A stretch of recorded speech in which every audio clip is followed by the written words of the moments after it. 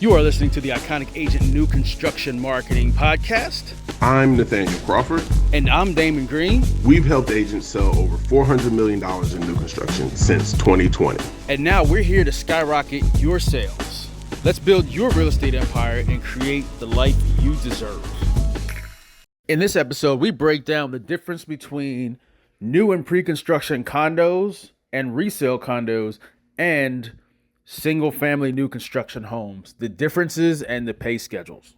All right, so Nate, I know we started this whole process down in South Florida.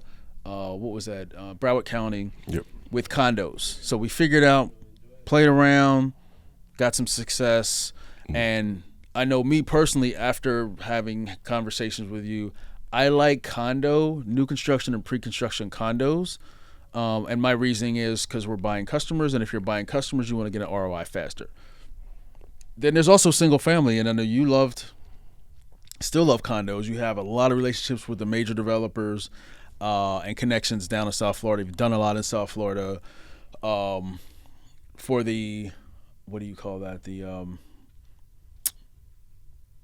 landscape in the South Florida area. You've had some impacts there. Let's talk about condo, new construction, pre-construction versus single family. And you're shifting now. We're not shifting, but you're adding more single family to our portfolio of what we've accomplished. Now, our clients have accomplished a lot single family, and we get questions asked a lot like, well, you guys talk a lot about condos, but does this work for single family? Most of these, over the $400 million that we talk about in sales from our clients since 2020, most of that's been done from single families. But some agents don't understand how new construction, pre-construction condos actually work, because the resales are a different animal than single family. But we're not talking about resales. We're talking about new and pre-construction condos and new and pre-construction single family. So kind of walk through the differences and let's have a conversation around that. Gotcha. So the thing that makes new and pre-construction condos sexy is that, as you just alluded to, the ROI is much faster. So I'm gonna get paid quicker. And in most cases, you get paid over a longer period of time. So if in the traditional model, a single family home, put down your deposit, that 3%, 30%, whatever that is, depending on what type of financing you have, and you gotta wait until there's a closing. So home gets built a year. Average, most of the houses, some of the luxury stuff is gonna take about a year. So what about regular 12 months. Working class? Even there, you're still 6-8 months, depending. In South Florida, construction time is construction time. So you're still conservatively, I tell people a year if you account for weather and production delays and inspections and all that other stuff. Okay. So you're building a house, it's going to take at least a year. If it's a luxury house, it might take a year and a half. And as an agent on that transaction, you're not getting paid. You're not getting anything until there's a closing. So let's put that into context. You are investing money in advertising to attract, using intent-based marketing to attract the buyers. You meet the buyers, you have the rapport, they find their dream forever home or their dream forever second home, and they put the deposit down, boom. You've invested the money to get to this person. Let's say you invested $4,000. Yep. Now you're expecting $20,000 to come out, but you drop the $4,000 now and you have to wait an entire, how long? A year to recoup that investment. Yep. So that's the sort of the way those timelines work with single family. The beautiful thing about... So a quick sideline with that.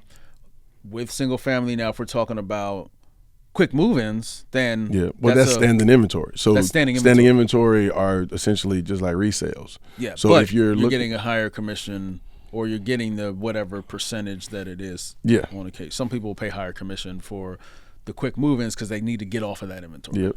So there are layers there. So we'll touch on the income trifecta, and then I'll circle back to the condo piece. If you're in a master plan community, you have these three sort of financial models you can look at. You can look at right now money, a little bit of money now, a little bit of money later, and long-term money. Yep. Right? So if those are the three models there. Most new construction is long-term. because it's of what we just interpreted said. as That long-term. because you got a 12 months build cycle. So you put a deposit down now, you get paid a year from now. If you're in a master plan community, that master plan community may have resales, may have quick move-in homes, and they still may have some that are under construction or long term, like just they're selling the dirt. So those quick move-in homes are going to give you some money right now. The stuff that's under construction, maybe it's going to finish in 6 months, 4 months. So that's sort of that middle market stuff. And the stuff where you're buying the dirt and building out your custom home is going to be a year. So those are three ways that can sort of affect you in the master plan community setting. On the condo side, however, and a lot of this I realize, because people watch these videos all over the country, if not all over the world, a lot of this is unique to South Florida.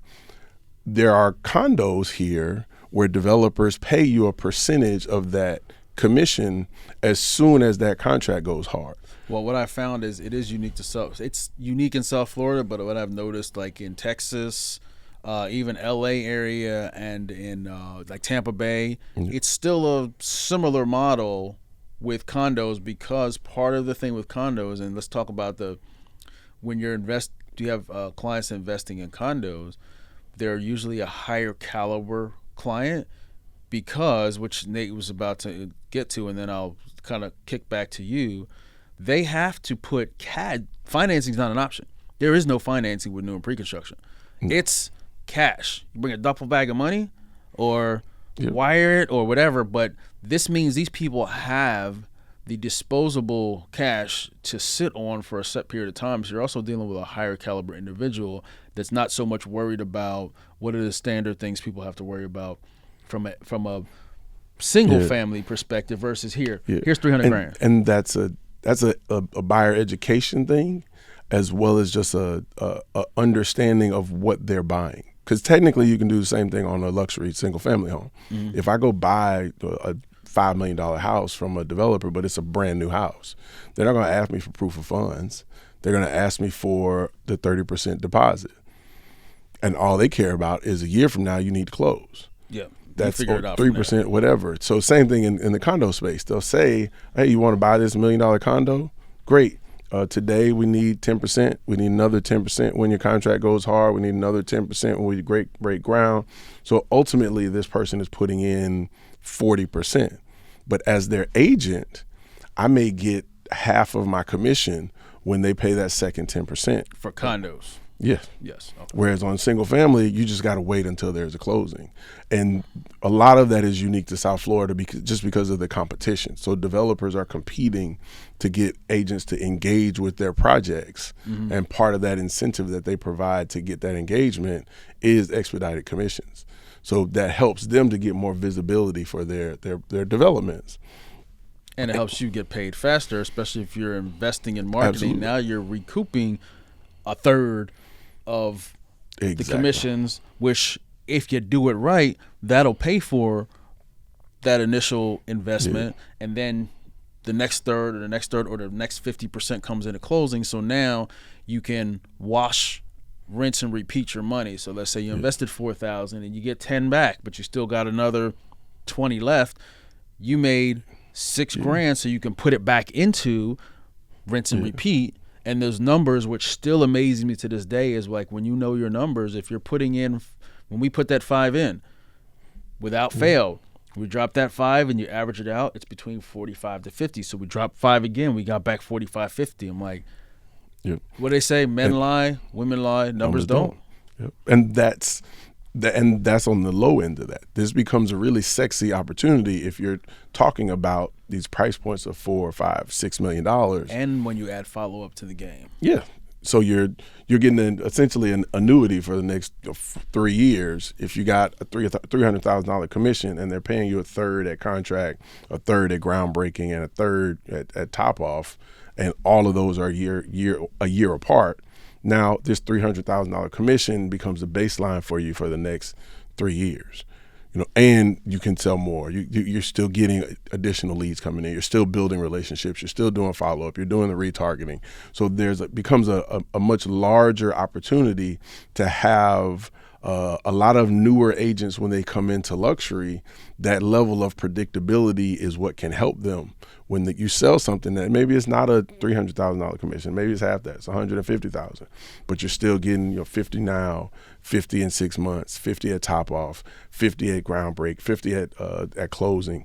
That tells you, hey, okay, well, I have some sort of level of predictability there, and that's usually where the magic happens for a lot of agents, because they're able to focus without that extra financial pressure. And that's so the thing. Getting out of that survival mode so you can start to thrive. We want to not survive, and it was not what we're trying to do. Yeah. We want you to thrive, and one of the first steps you need to be able to thrive is to have that stability. Have that and access to understanding capital. what's around you. You have that access to capital. You understand what's going on, and that is what the commission structures in a lot of these luxury spaces allow you to do if you're able to invest the capital that's required on the front end.